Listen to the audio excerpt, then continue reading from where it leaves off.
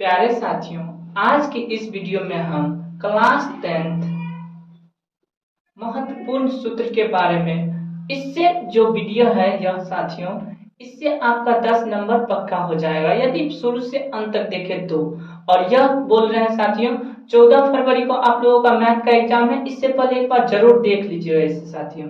और 100% बोल रहे हैं साथियों 10 नंबर पक्का है तो मतलब पक्का है साथियों, सिर्फ सूत्र से ही आपको पूछा जाएगा साथियों। और एक ही वीडियो में हम पूरा सूत्र को कवर कर देंगे साथियों, तो कोई दिक्कत नहीं होगा, लेकिन इसे अंत तक जरूर देखिएगा साथियों। तो आइए हम बढ़ते हैं सूत्र की ओर। सूत्र पहला क्या हो जाएगा साथियों, पहले हम मेंसुरेशन मतलब क्षेत्रमिति से सूत्र देखते हैं। क्या है सूत्र साथियों, पहले हम घनाभ के बारे में, घनाभ के बारे में। तो घनाभ में क्या होता है साथियों, इस टाइप से घनाभ बनाते हैं, बना लिए। आगे देखते हैं साथियों, बिल्कुल ध्यान से देखिएगा।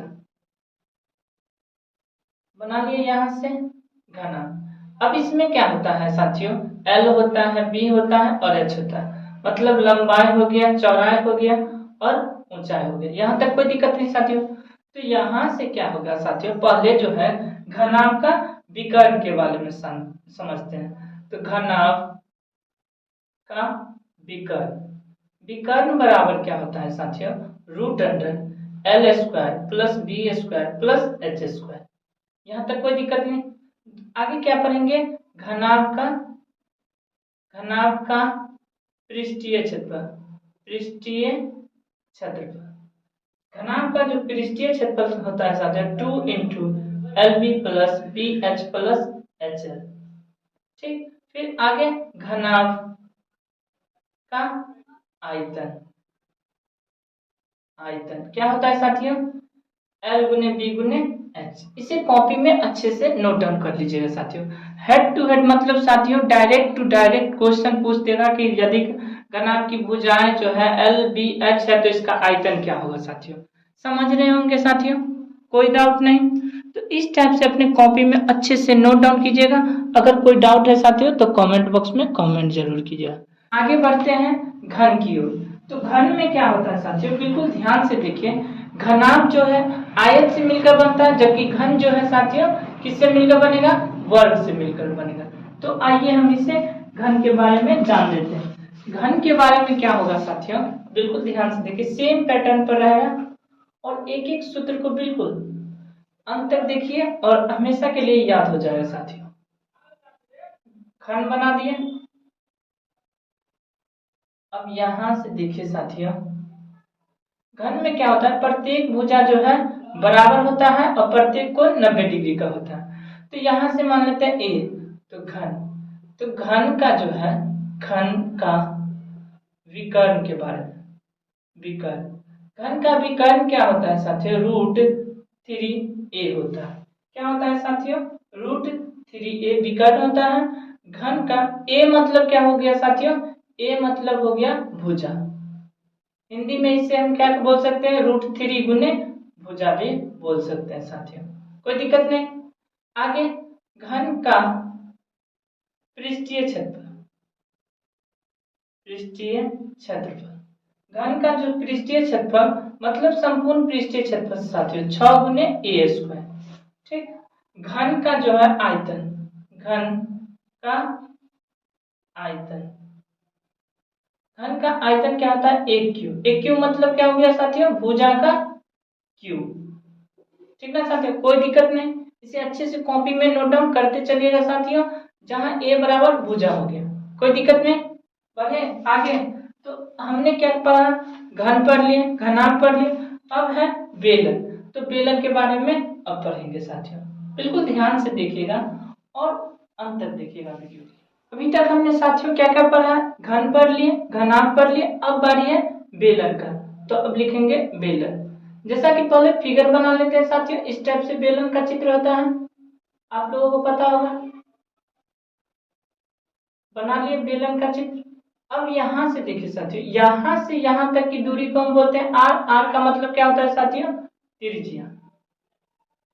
ठीक, और यहां से यहां तक की दूरी को क्या बोलते हैं, एच। एच मतलब क्या हो गया साथियों, ऊंचाई, ऊंचाई। तो यहां से क्या हो जाएगा साथियों, बेलन का वक्र पृष्ठीय क्षेत्रफल क्या हो जाएगा साथियों? 2π/h।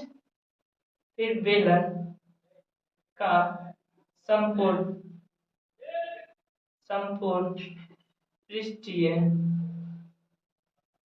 क्षेत्रफल क्या हो जाएगा साथियों? 2πr इंटू आर प्लस में h। और फिर बेलन का आयतन πr²h। यहाँ तक कोई दिक्कत नहीं साथियों। इसे अच्छे से कॉपी में नोट डाउन करते चलिएगा साथियों। बढ़िए आगे, बेलन तक समझ में आ रहा होगा साथियों। अब बढ़ते हैं साथियों शंकु की ओर। तो शंकु की ओर बढ़ते हैं साथियों, और अपने कॉपी में अच्छे से नोट डाउन कर लीजिएगा। एग्जाम से पहले एक बार इसे रिवीजन करके ही जाइएगा साथियों, ताकि आपका 10 जो नंबर होगा सूत्र का पक्का मिलेगा। 10 को सवाल पक्का पूछा ही जाता है साथियों, ठीक ना।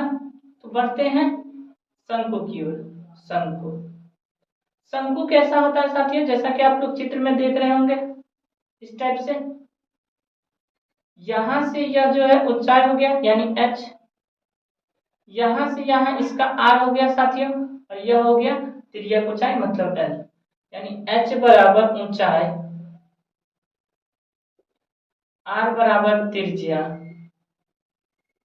और l बराबर साथियों तिर्यक ऊंचाई। समझ में आ रहा? तो बेलन तो हो गया। अब शंकु का वक्र पृष्ठीय क्षेत्रफल। शंकु का वक्र पृष्ठीय क्षेत्रफल क्या होता है साथियों? πr/l। जहां l बराबर एक सूत्र होता है साथियों, यहां लिख देते हैं l बराबर √h² प्लस में r²। आगे शंकु का संपूर्ण पृष्ठीय क्षेत्रफल। संपूर्ण पृष्ठीय क्षेत्रफल क्या होता है साथियों? πr इंटू r प्लस में l। यहां तक कोई दिक्कत नहीं साथियों। अब हम शंकु का आयतन क्या होता है साथियों? 1/3πr²h। यहां तक कोई दिक्कत नहीं साथियों। इसे अच्छे से कॉपी में नोट डाउन कर लीजिएगा। बढ़े आगे, शंकु तक हो गया कंप्लीट। अब बढ़ते हैं साथियों गोले के ऊपर। तो गोले में क्या है साथियों? 1 मिनट थोड़ा सा रफ कर लेते हैं इसे, और अच्छा लग रहा होगा तो लाइक जरूर कीजिएगा साथियों। यहां से देखिए, अब जो है गोले बना दिए। तो गोले में जो है साथियों, यहां से यहां तक की दूरी को क्या बोलते हैं? r, मतलब r बराबर कितना? त्रिज्या के रूप में हम मानते हैं। अब यहां से देखें तो गोले का संपूर्ण, इसमें वक्र नहीं होता है साथियों, जैसा कि आप लोगों को पता होगा। संपूर्ण पृष्ठीय क्षेत्रफल क्या होता है साथियों? 4πr², ठीक। और गोले का आयतन बराबर क्या होता है साथियों? 4/3πr³। यहां तक कोई दिक्कत नहीं। बढ़े आगे, तो बढ़ते हैं अर्धगोले के ओर। तो अर्धगोला में क्या है, इसे कॉपी में नोट डाउन करते चलिएगा साथियों। अर्धगोला, तो यहां से लिख देंगे अर्धगोले लिखते हैं। अर्धगोले क्या होता है? एक कटोरी के रूप में होता है साथियों, गोले का आधा भाग, इस टाइप से अर्धगोला। तो इसमें भी यहां से यहां तक क्या होता है साथियों? r होता है, यानी r बराबर त्रिज्या। तो अर्धगोले में 3 चीज होता है साथियों, इसमें वक्र भी होता है, संपूर्ण भी होता है, आयतन भी होता है। तो लिखेंगे अर्धगोले का वक्र पृष्ठीय क्षेत्रफल क्या होता है साथियों? 2πr², ठीक। फिर लिखेंगे अर्धगोले का संपूर्ण पृष्ठीय क्षेत्रफल क्या होता है साथियों? 3πr²। आगे अर्धगोले का आयतन आयतन क्या होता है साथियों, 2/3 पाई आर क्यूब।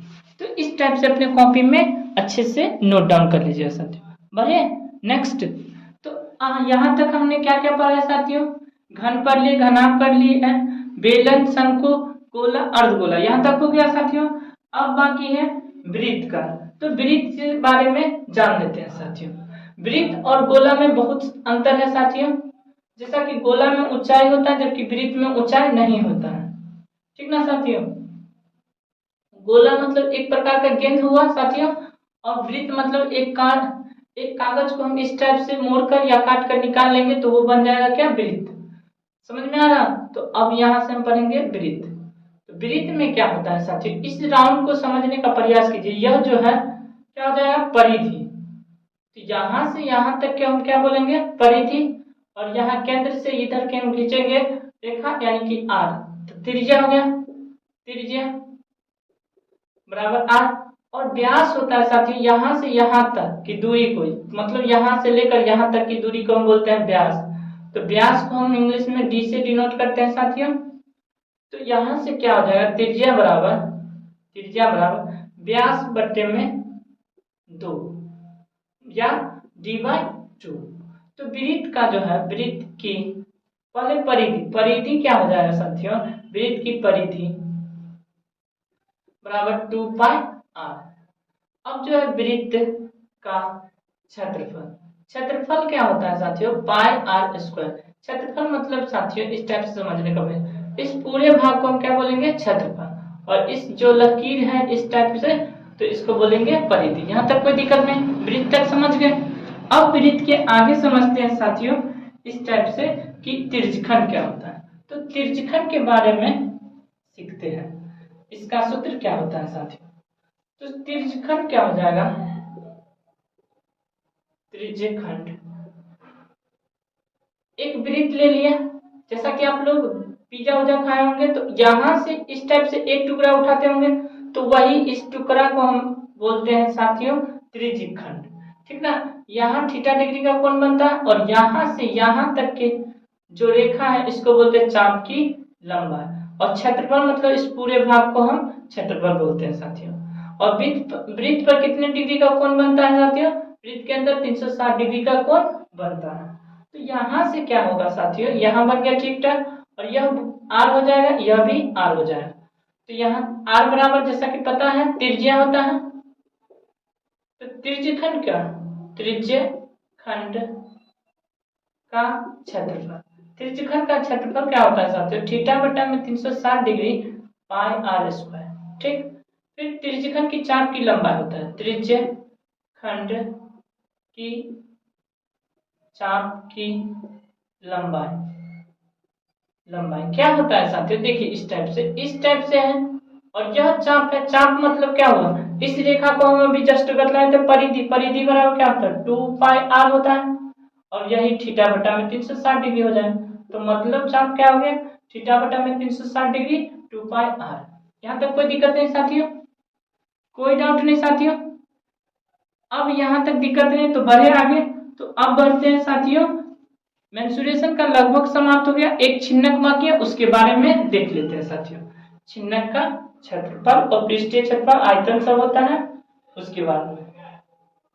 तो यहाँ से समझने का प्रयास कीजिएगा साथियों, क्या होता है छिन्नक के बारे में। छिन्नक क्या होता है, जो एक शंकु ले लिए ना इस टाइप से, देख लीजिए ले लिए। अब इसका जो ऊपरी सिरा हम मिटा देंगे और यहाँ से जो है एक बड़ा फिगर बना देते हैं पहले स्पष्ट रूप से। इस टाइप से क्या होता है साथियों, यह बन गया छिन्नक। जहां तक कोई दिक्कत नहीं साथियों, यह ऊपर वाला खुला है और यह नीचे वाला। तो यहाँ जो बड़ा है इसको हम मानेंगे R1, छोटा जो है इसको मानेंगे R2। मतलब यहाँ से यहाँ तक की दूरी को हम त्रिज्या मानते हैं, लेकिन R1 लिखेंगे त्रिज्या का। यहाँ से यहाँ तक की दूरी को हम त्रिज्या का दूसरा R2 मानेंगे, ठीक। यहाँ तक कोई दिक्कत नहीं। यहाँ से यहाँ तक की दूरी को हम H मानते हैं और यहाँ से यहाँ तक की दूरी को L मानते हैं, जैसा शंकु में पता होगा वैसे ही छिन्नक में भी है। तो यहाँ से देखिए साथियों, पहले छिन्नक का आयतन। छिन्नक का आयतन क्या होता है साथियों? जैसे शंकु का आयतन 1/3 होता है, पाई आर स्क्वायर एच होता है, तो आर स्क्वायर की जगह हम क्या लिख देंगे साथियों? पाई एच, और यहाँ से r1 का स्क्वायर प्लस में r2 का स्क्वायर प्लस में r1 इंटू r2। फिर लिखेंगे छिन्नक, छिन्नक का वक्र पृष्ठीय क्षेत्रफल। जैसा कि शंकु का वक्र पृष्ठीय क्षेत्रफल याद होगा साथियों, पाई आर एल होता है, तो यहाँ से हम r मिटा देंगे, यहाँ लिख देंगे पाई एल और r1 प्लस में r2, कोई दिक्कत नहीं। आगे छिन्नक का संपूर्ण पृष्ठीय क्षेत्रफल, छिन्नक का संपूर्ण पृष्ठीय क्षेत्रफल। तो छिन्नक का संपूर्ण पृष्ठीय क्षेत्रफल साथियों मतलब वक्र में हम ये वाला भाग और ये वाला भाग का जोड़ देंगे तो हो जाएगा। ऊपर वाला भाग वृत्त के नजर आ रहा, यहाँ भी वृत्त है, तो यहाँ से लिखेंगे पाई एल इंटू r1 का square plus r1 into r2, और प्लस में क्या कर देंगे नीचे वाला वृत्त का क्षेत्रफल पाई r1 का स्क्वायर प्लस में पाई r2 का स्क्वायर, मतलब वृत्त का क्षेत्रफल जोड़ना है साथियों। तो आज जो है हमने क्या क्या पढ़ा है साथियों? घन, घनाभ, बेलन, शंकु, उसके बाद वृत्त, त्रिज्यखंड, उसके बाद गोला, अर्धगोला, बहुत सारे हैं सूत्र, इसे एक कॉपी में नोट डाउन कर लीजिए। आज जो है मेंसुरेशन का पढ़े हैं, नेक्स्ट वीडियो में हम साथियों त्रिकोणमिति जितने भी है सारे सूत्र हम आप लोगों को पार्ट 2 में पूरे क्लियर करवा देंगे साथियों, कोई डाउट नहीं बचेगा साथियों। और चैनल पर नए तो सब्सक्राइब जरूर कीजिएगा, अपने दोस्तों के साथ शेयर कर दीजिएगा साथियों। इसे कॉपी में नोट डाउन जरूर कीजिएगा साथियों, क्योंकि यह जो है पूरे सूत्र साथियों आपको 10 नंबर का होगा। खासकर यह त्रिकोणमिति और मेंसुरेशन, क्षेत्रमिति, इन दोनों का ही सूत्र ज्यादा बोर्ड एग्जाम में पूछा जाता है साथियों, समझ रहे हैं? तो इसे कॉपी में अच्छे ढंग से नोट डाउन कर लीजिएगा, अच्छे से याद भी कर लीजिएगा, ताकि आपका परफॉर्मेंस अच्छा होगा, मैथ में 95 प्लस नंबर आएगा साथियों। तो बने रहे हमारे चैनल के साथ। जय हिंद।